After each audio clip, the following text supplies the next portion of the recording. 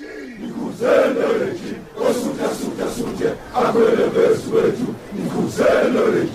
welcome, I'm joined by Garreth Ewing. Gareth's well known also for being the national coach for the South African hockey team. Welcome, Gareth. Thanks so much for having me. Very welcome. If you could just share a little bit about your background and what led you to the high performance level of coaching, which you've done so well. And if you could just talk us through an abridged version of the journey, whether it was through inspiration or whether it was just a calling which you were not aware of and just naturally gravitating towards it. Yeah, I mean, it's an interesting story. This is part of a 30-year career at the end of the day. I first started coaching purely because I was a player and I needed a little bit of money and I was a student, and it was a good fun way to make cash out in the sunshine. But I grew into it and I started to understand the impact I could have on athletes, and just becoming more and more passionate about that, and combining that with my own desire to achieve at a high level.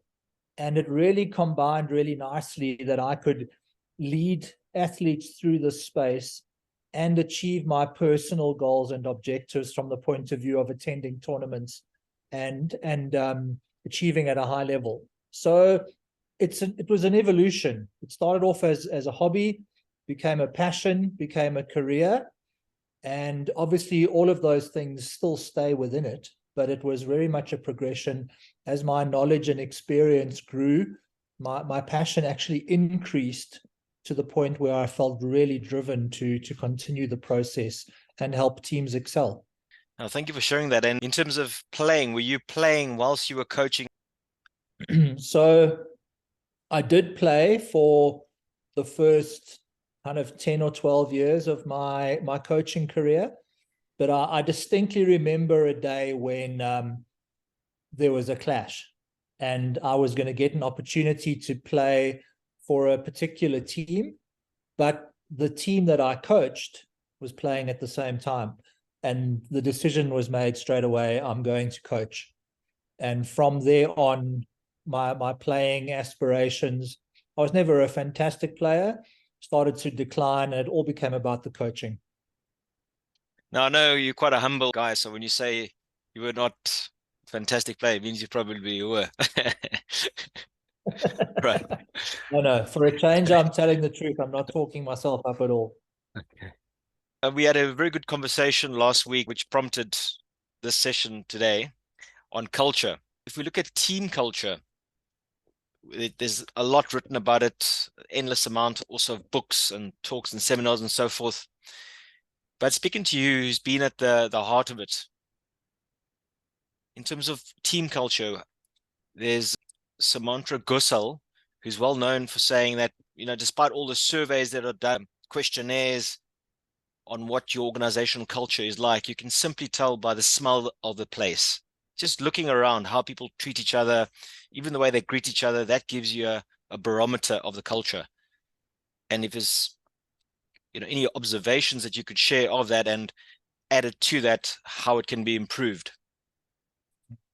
Yeah, I think it's a nice example of the feeling you get when you join a space where people are comfortable with each other and who feel safe with each other.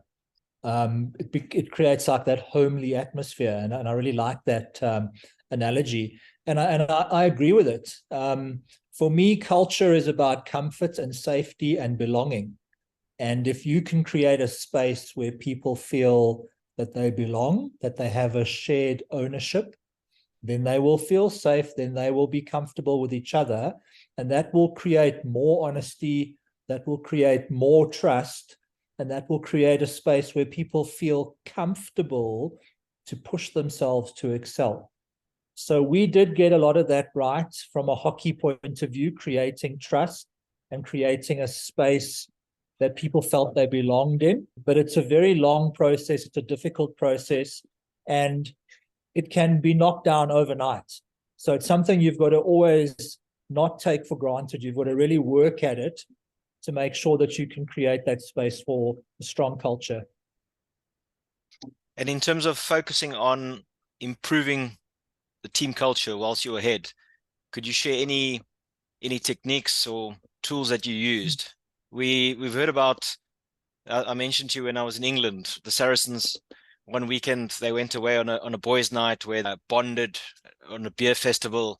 It was just purely social, where other teams were saying, oh, shouldn't you be training and running and doing push-ups and focusing on techniques, but that was just pure team building. Mm. In your case, is there anything, something similar, or what technique did you use?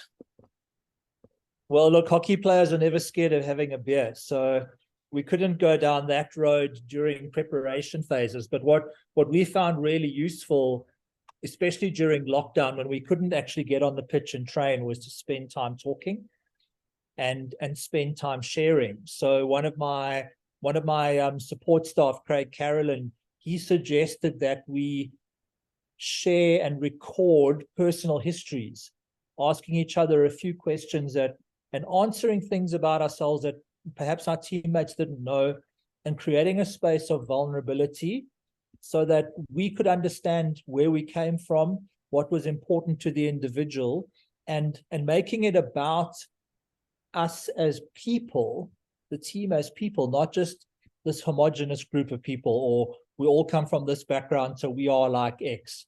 And that was really, really powerful, really, really useful. And what it did was create commonality. It created something that people could get behind and understand about each other, which was really, really useful. And the more we had the conversations, the more comfortable players became with sharing vulnerability.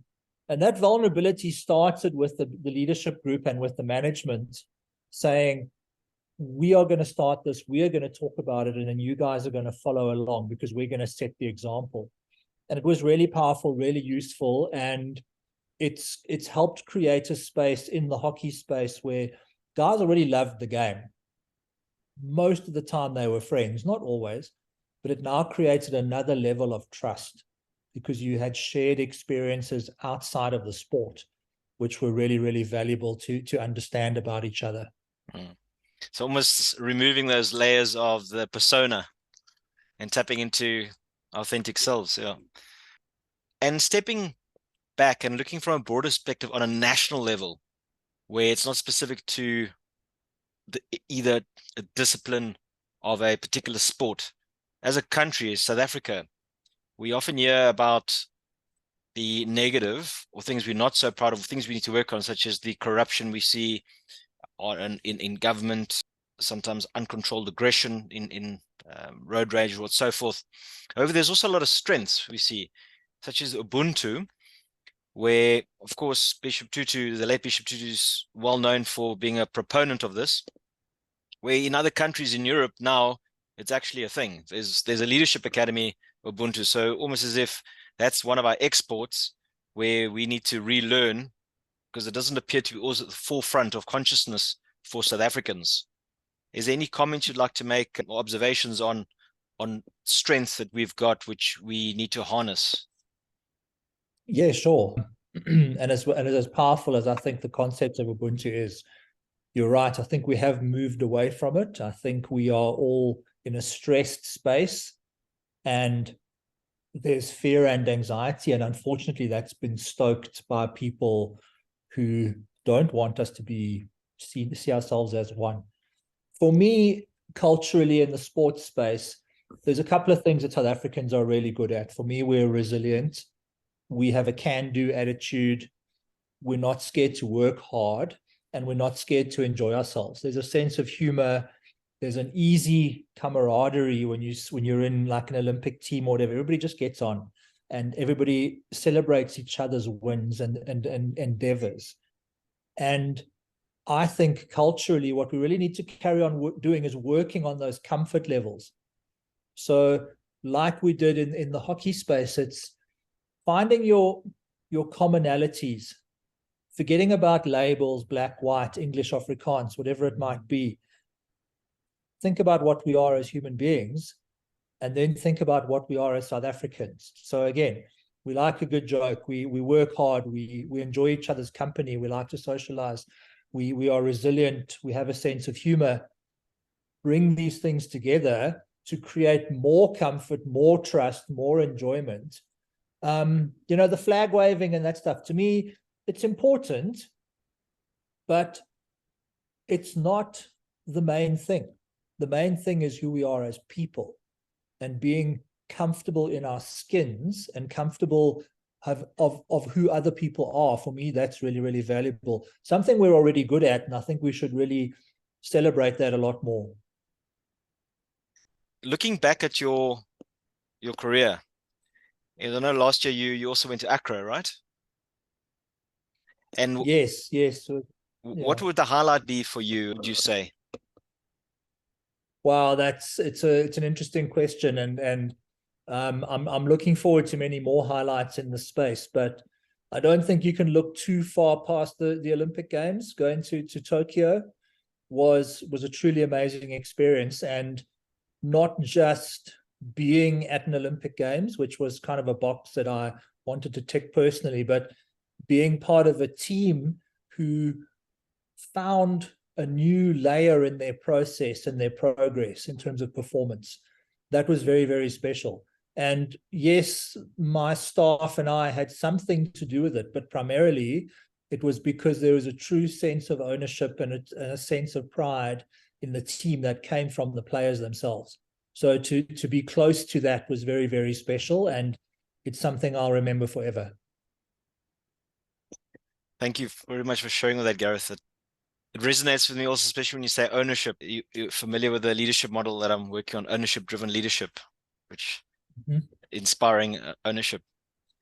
Well, thank you for sharing, enable us all to be a better version of ourselves.